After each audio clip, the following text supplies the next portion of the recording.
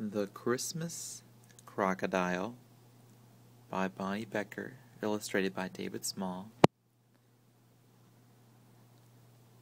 Read to you by Mr. Kimble.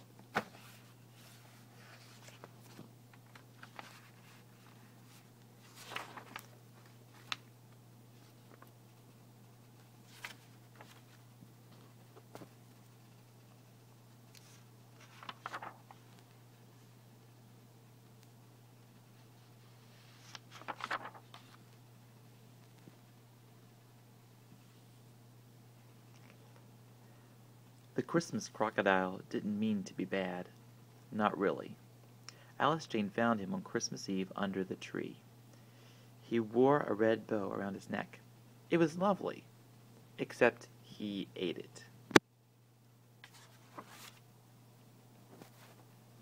Then he ate a couple of presents, just little ones, and he gnawed on the father's shoe, ate the wreath in the hall, and ran away with the Christmas roast, a big one. He was eating up Christmas, and no one knew what to do with him.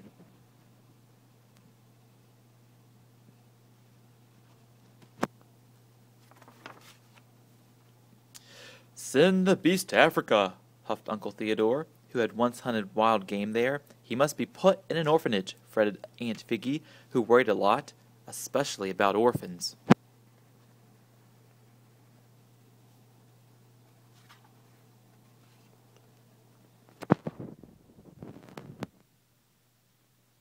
"Lock him in the back room, Alice Jane," instructed Father, "while we consider the situation." "Better give him pumpkin pie," said Mother. "He still looks hungry." Alice Jane crossed her arms and tapped her toe while the Christmas Crocodile slunk into the back room. She closed and locked the door with a firm click. But then she thought she'd heard him sneezing in there. Not feeling hungry after all, she slipped him the pineapple upside-down cake along with the pie.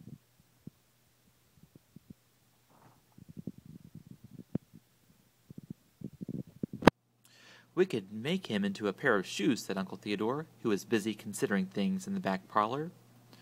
"Or a pet for some orphans," said Aunt Figgy. "I wonder whose presents he ate," said Cousin Elwood, who had finally finished eating all the fudge the crocodile had missed and could now speak. "He's nice," said Alice Jane. "Maybe we could keep him." "Unheard of," protested Aunt Figgy. "But it's Christmas," said Alice Jane. "Irrelevant," harumphed Uncle Theodore. "He's just a little hungry, that's all," said Alice Jane. "Perhaps the zoo would take him," said Father worriedly. "He needs a real home," cried Alice Jane. "We'll think about it, dear," said Mother, and she sent them to bed. The Christmas Crocodile didn't mean to be bad. Not really. But in the middle of the night, he ate through the back door, swallowed 29 crumpets on the kitchen counter, a box of pralines, 1 fruitcake, 5 golden oranges, the left stovetop burner, and a plate of ginger star cookies. They were for Santa. Then he crept upstairs. One door was open just a bit. He nuzzled it open just a bit more. Inside he found tasty talcum powder, a feather boa that tickled his tongue, a swig of perfume. Then he found 10 pink toes. He sniffed them. He licked them. Yum. He took one teeny bite.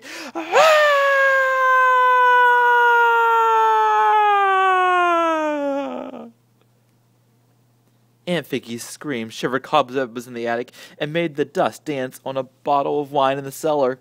"I'll save you!" roared Uncle Theodore, waking with a start from a dream about cannibals.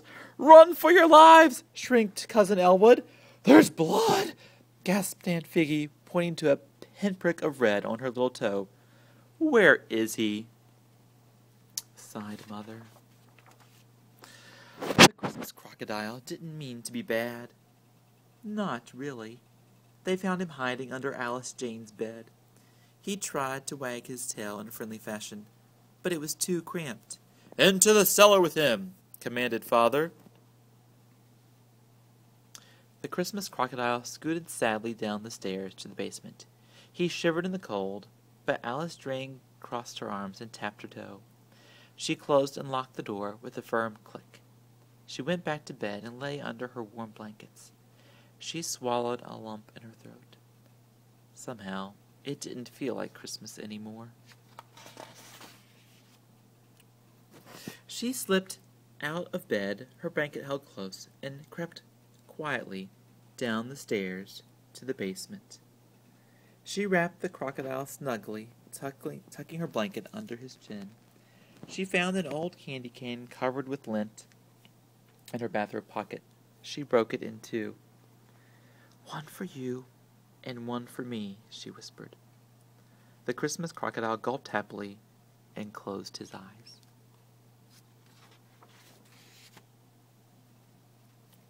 The cellar door creaked open. "You know he could be an orphan," hissed Aunt Figgy, slipping inside. She tucked her hot water bottle under the crocodile's toes. "A crocodile once saved my life," announced Uncle Theodore, coming in behind Aunt Figgy. "Decent chap, really." He spread a Zulu robe over the crocodile's tail. "Perhaps he's learned his lesson," said Father, peering around the door and holding up his red earmuffs. "Is it time to open presents yet?" yawned Cousin Elwood, stumbling in. He patted the crocodile on the snout and fell asleep.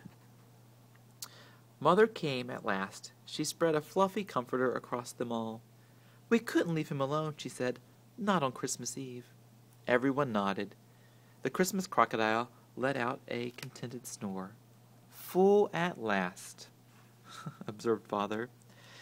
Everyone sighed. Then they all settled down to wait and watch. The Christmas crocodile didn't mean to be bad. Not really. But somehow everyone fell asleep. Somehow the crocodile slipped away. And somehow he ate through the basement door.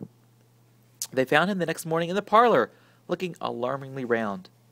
Alice Jane's blanket was gone. Aunt Figgy's hot water bottle was gone. Uncle Theodore's Zulu robe was gone. Father's earmuffs were gone. Mother's comforter was gone. The Christmas tree was gone. A blue spruce! All the presents were gone. Except for one. "Pump his stomach," yelled Elwood. "Send for my elephant gun," roared Uncle Theodore. "Those were for the orphans!" shrieked Aunt Figgy about the missing presents. "What's that?" asked Alice Jane, pointing at the one small present remaining. "If he didn't want it, it must be bad." "Quite so," agreed Uncle Theodore. Aunt Figgy nodded. "I'll open it," said Alice Jane, and she quickly tore off the ribbon. December 25th. Dear family, hope you like crocodiles. Love, Uncle Carbuncle. "It's from Uncle Carbuncle!" cried Cousin Elwood. "Good old Uncle Carbuncle!" shouted Uncle Theodore. "Carbuncle at last!" breathed Aunt Figgy. "But we haven't got a Uncle Carbuncle," protested Alice Jane. Since she was right, no one knew what to say. But Alice Jane knew. It meant that the Christmas crocodile had been delivered to the wrong address. And sure enough, the doorbell rang.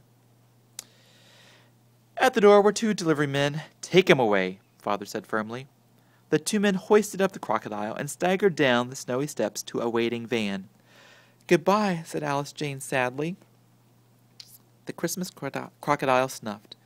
One great crocodile tear ran down his snout. But then he saw the sign on the delivery van.